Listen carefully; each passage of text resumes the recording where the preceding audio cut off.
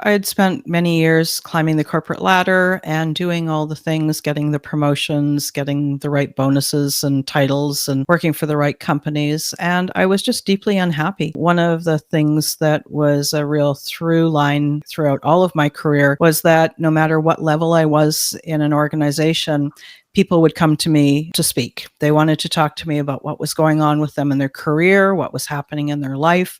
And it didn't matter if I was an executive assistant or the senior director. Any way it came around, people would walk into my office, close the door, and say, "Hey, do you have a minute?" I figured out that that was actually a thing. It was actually called coaching. And so I started to check into it. And that was really the impetus to get me started. Welcome to Career Coaching Secrets, the podcast where we talk with successful career coaches on how they built their success and the hard lessons they learned along the way. My name is Davis Nguyen, and I'm the founder of Purple Circle, where we help career coaches scale their business to $100,000 years, $100,000 months, and even $100,000 weeks.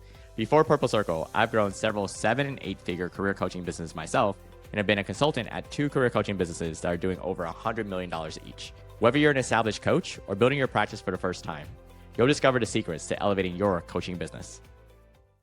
Hey everyone, welcome to another episode of Career Coaching Secrets podcast. I'm your host, Regin, and today's guest is Candy Motzek, an ICF professional certified coach, mentor, and host of the She Coaches podcast, dedicated to helping professional women over 45 launch boutique coaching businesses and sign their first high-ticket clients in just 10 hours a week without quitting their day job. Through her signature Extraordinary North method, Candy guides high-achieving women from perfect on paper to deeply fulfilled in life and business, transforming exhausted excellence into energized impact and lonely at the top isolation into authentic connection.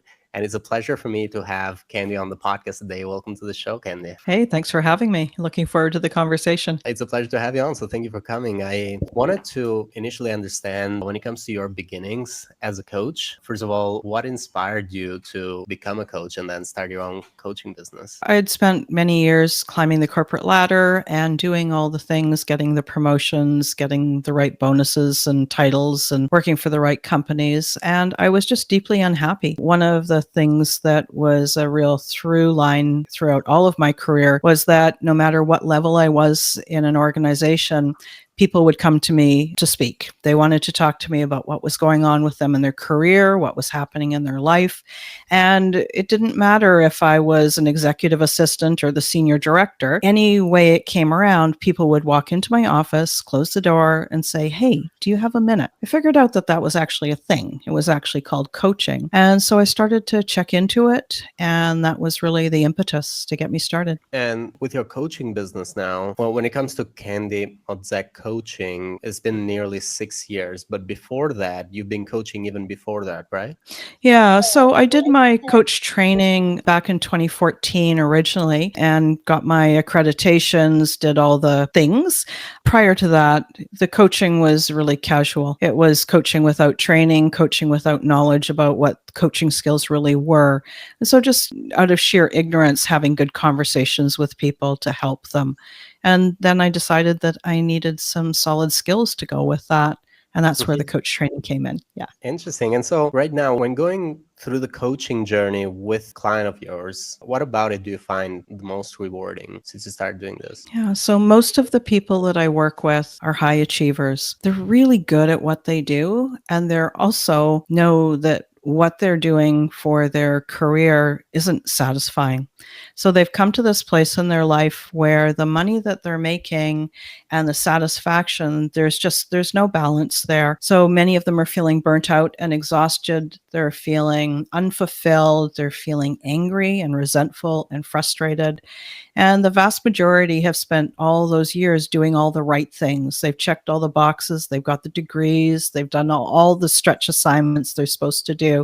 And they're still unhappy. So now this is the first time that they've allowed themselves to look at creating a business and a career, something that's really meaningful to them, that really they know is the right path for them and can have the impact on the people around them and the world that they would like to have. For the ones that are listening, and to give you an idea of actually the audience who is listening to the podcast, is typically other coaches who are trying to learn more about from coaches who have experience just like yourself. And there's also a portion of the audience that is the audience of the coaches we've had as guests on the podcast because they've shared the podcast episodes.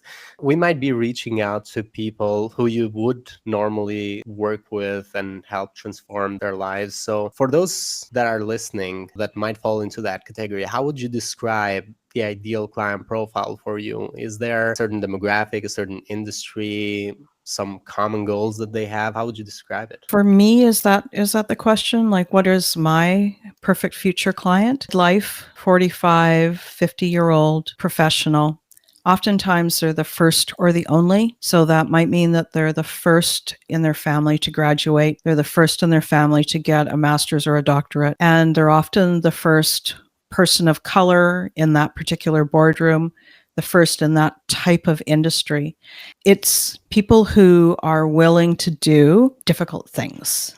They see something that they want, they're willing to go out and do the work for it, and they're used to doing things that are a little bit different than the status quo. It doesn't matter to me whether it's male or female. It's this high achieving professional who has decided that their life is worth more and that they get to choose a career that is satisfying for them, and they're willing to do the work to create it. And how is the engagement you have with these clients? Is there a certain program of certain length? Is it one-on-one coaching? Is also group coaching? How would you describe if they were to work with you? And potentially, I can assume that before they work with you, they have a discovery call as well. So maybe this saves you that conversation earlier.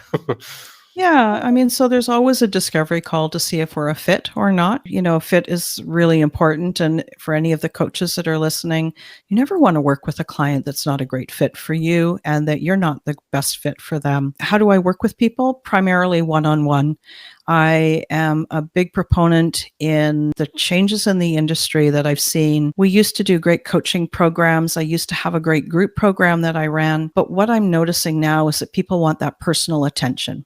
So much of the service that we used to buy can be replaced by AI, but what can't be replaced is that connection between humans. And so for me, private coaching, bespoke work, helping people build a boutique business that is a really good match for them. Interesting. And this is a question that coaches who are listening would find interesting is when it comes to marketing, what marketing channel do you see working really well for you right now? 100% my podcast. Interesting. So it's your Yeah. podcast. Is it only the podcast, or do you also see engagement from LinkedIn or like some referral network playing part? I do see from LinkedIn and I do see from referrals, especially referrals from past clients. But my main marketing channel is my podcast. And then as a result of that, I get to be a guest on lots of other shows as well, such as this one.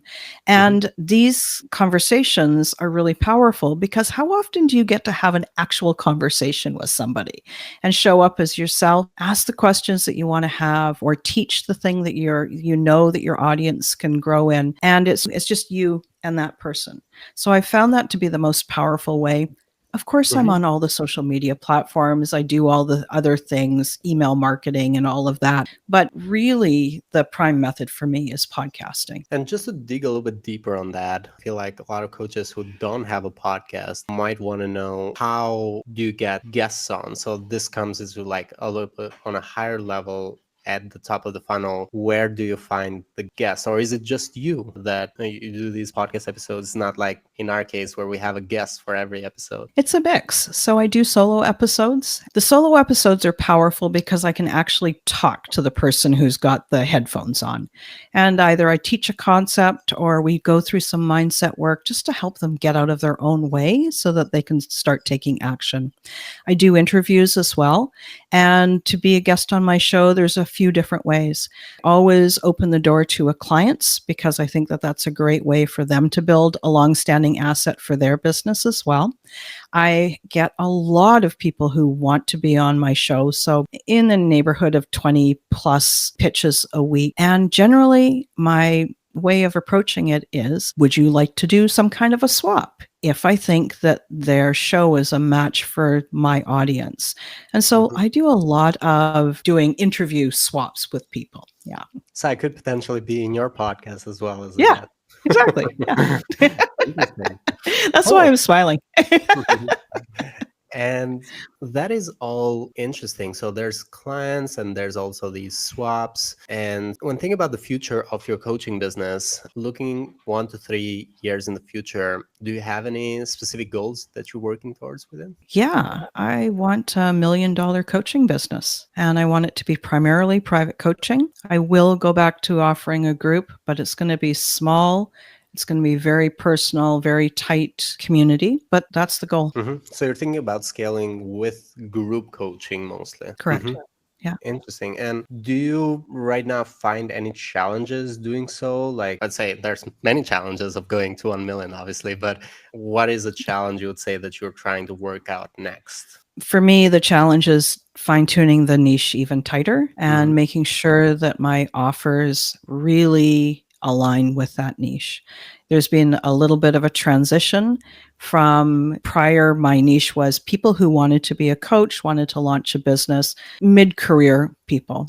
The shift has been these are people who really would like to have a business. They want to have a second income stream. They want to know that they've got a business that can keep them safe and secure if they lose their job. And for many of them, they would love to quit their job. So there's been a fine tuning on that urgency on what people are after. Yeah. You certainly have a specific audience when it comes to that because you're going after women of a certain age specifically. Yeah. And I wonder, why is it that certain age and not all women? Not all women? No, I mean, not women that are young. We mentioned 45 and Yeah. older. So what's the question? I'm No, not I sure. mean, how come that the younger women are kind of like not something you're typically going after? Because I'm an older woman. That's why.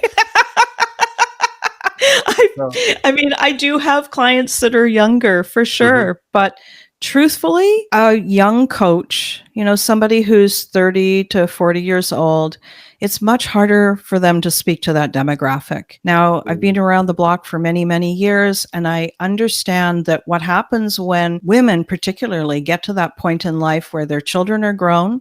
Hopefully, they're off at university or starting their own life. And now it's their turn. And so when you start to get to 45 and 50, you're in that place where instead of putting everybody else first, now it's your turn. And so that's one of the reasons. Plus, I'm old. So there you go. Yeah, I was just wondering if there's some like limiting belief there, or is just like it just Not at all. happens to be that case. Okay, Not at all. cool. Interesting. And also wanted to ask, and this is another question that goes to that research, is when it comes to investments that you've done over time, what have been some of those investments that you feel really good about? Either you got a good return or you feel like you've learned a lot. And what have been some of those investments that you don't feel so good about, that you feel like, I should have avoided that one or something like that? So I've done a ton of investing in my business. And for me, the places that I see that it really worked well or didn't work well is always something personal. So a private coach is always a great investment for me, especially if I know that that coach really knows that next level of information that I want. So that's the first thing. The second is there's lots of great investments, but it's not the right time. So, for example, when I was first starting out, I signed up for a wonderful program about how to create a digital course and launch it and market it with one of the big online marketers. That course is an amazing course, but it wasn't the right time for my business. So it was not a great investment for my business at that time. I've invested in masterminds. Those, again, sometimes they're wonderful, sometimes not so much, because you can't control who the other participants are. And some people are a better match or at a different level in their career than you are. So it's a timing. It's a timing, and where you are in your business is a function of whether it's a valuable investment or not. And that being said, the private coach has always been the best payback for me. Thank you. Thank you for sharing that. And thank you for bringing the perspective of timing, because we've noticed that in the past as well, is either timing or oftentimes you happen to not be the ideal client profile for that company where you applied on, and somehow they might have let you in for revenue purposes, but It's just like you were not the right fit. It just happens like that sometimes. But yeah, timing also is a part of it that causes the investment not to be the best investment. Timing when it comes to like you invested in and you didn't apply the knowledge, but also it could be that you invested in something and it just takes time for you to see that return. That's also another thing. Cool. And then the third is timing, is that it's not the right time for where you are developmentally. Right? Mm-hmm. If you're a brand new coach, it's not the right time for you to be building an online program and trying to launch something like that. You've got to get really good at what you're doing first before you're ready for that. Yeah, so it's not like exactly the next step you should take. It could be like step number 7, and right now you should focus on something else. Yeah. Yeah. Yeah. And for other coaches who are listening that want to scale just like you do, for coaches who want to scale their impact, is there any advice you'd give to those coaches? It would be like an advice you'd give to yourself, essentially. So don't think about the coach who's going to receive that advice. Think of it as if you're giving it to yourself. So there's something that you've been resisting. There is something that you know is the right thing to do, and it's hard, and you've been avoiding it, and that's the thing that you should do. It's easy to do the busy work. It's easy to create another post and post it on social media and to create another lead magnet and to fine-tune your website. But you, whoever the listener is, wherever you are in your coaching business, there's something that you know you should be doing and you are avoiding it. That's the thing to do. Yeah, you're kind of giving yourselves reasons not to do it. It's like, oh, I'm going to do this other certification before I do that, or I feel like I'm not ready yet. Yeah. Or my favorite is I forget about it. I write it down and think I should do that, and then I just don't. I just completely forget about it.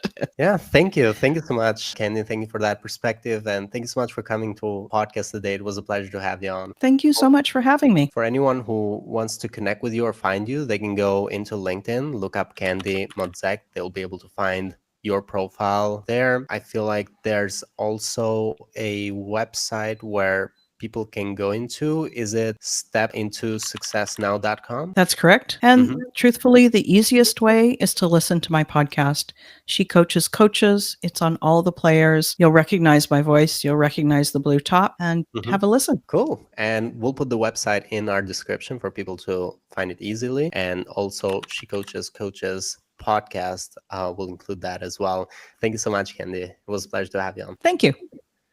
That's it for this episode of Career Coaching Secrets. If you enjoyed this conversation, you can subscribe on YouTube, Spotify, Apple Podcasts, or wherever you're listening to this episode to catch future episodes. This podcast was brought to you by Purple Circle, where we help career coaches scale their business to $100,000 years, $100,000 months, or even $100,000 weeks, all without burning out and making sure that you're making the impact and having the life that you want. To learn more about our community and how we can help you, visit joinpurplecircle.com.